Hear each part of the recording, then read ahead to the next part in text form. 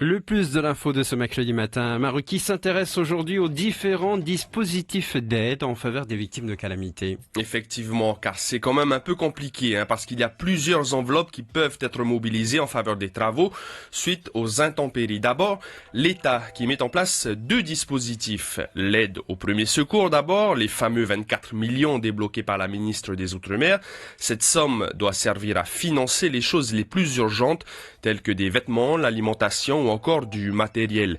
Cette aide peut encore augmenter, cela dépend du recensement des dégâts qui est fait au jour le jour. Par exemple, pour les intempéries de la côte Est, l'État avait débloqué dans un premier temps 12 millions de francs.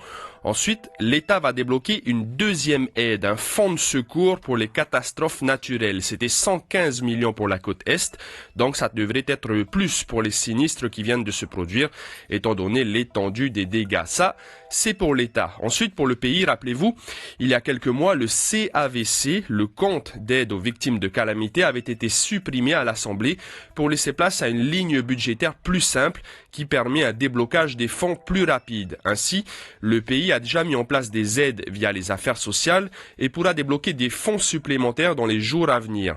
Pour rappel, il avait débloqué plus de 600 millions pour aider le relogement des habitants sinistrés de la côte Est. Enfin, il y a les communes qui peuvent aller puiser dans le fonds intercommunal de péréquation qui a été renfloué par le pays en prenant compte des éventuelles catastrophes naturelles qui peuvent survenir. En tout cas, ce qui est sûr, c'est que le pays va devoir mettre la main à la poche, car l'État participe, certes, peut-être à hauteur de 20 à 30%, ce qui est relativement peu. Le gouvernement va donc devoir injecter beaucoup d'argent dans les travaux à venir, car les dégâts sont importants, très importants même. De grosses infrastructures ont été touchées, telles que les ponts et les routes.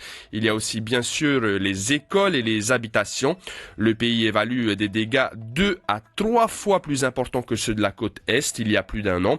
Autant dire que ça va coûter cher à la collectivité qui devra lancer les travaux par ordre de priorité. En tout cas, ce qui est sûr, c'est que pour les premiers secours, de l'argent, il y en a, mais c'est plus pour après qu'il faudra en trouver davantage. Voilà, c'était le plus de l'info. On parlera d'aide encore une fois tout à l'heure avec notre